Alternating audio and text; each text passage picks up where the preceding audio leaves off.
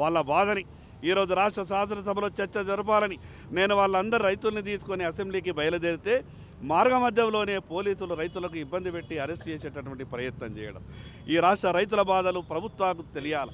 ఈ రాష్ట్ర ముఖ్యమంత్రి రేవంత్ రెడ్డి గారికి విజ్ఞప్తి చేస్తూ ఉన్నా, ఈ రాష్ట్ర ఇరిగేషన్ శాఖ మంత్రి ఉత్తమ్ కుమార్ రెడ్డి గారికి విజ్ఞప్తి చేస్తున్నా, వెంటనే కోట చెనాక పరిధిలో ఉన్నటువంటి ఆ పిప్పలకొట్టి గ్రామ రైతులకు కావచ్చు, మిగతా గ్రామాల రైతులకు కావచ్చు, ఈరోజు ఆదిలాబాద్ బోత్ 2 నియోజకవర్గాలకు 50,000 ఎకరాలకు నీళ్ళు ఇచ్చేటటువంటి ఆ ప్రాజెక్టుకు పూర్తిగా నిర్లక్ష్యానికి గత ప్రభుత్వం ఈ ప్రభుత్వం నిర్వహించింది.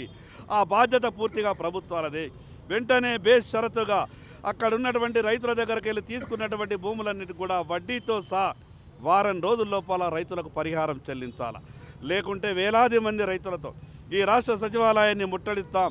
రైతులకు న్యాయం జరిగే వరకు భారతీయ జనతా పార్టీ పోరాటం చేస్తుంది. ఇకనైనా రైతుల సహనాన్ని పరీక్షించవద్దు. రైతుల సహనాన్ని కోల్పోతే ఏ రకమైనటువంటి ప్రభుత్వాలకు బుద్ధి చెప్పగలుగుతారో ప్రభుత్వాలకు తెలుసు.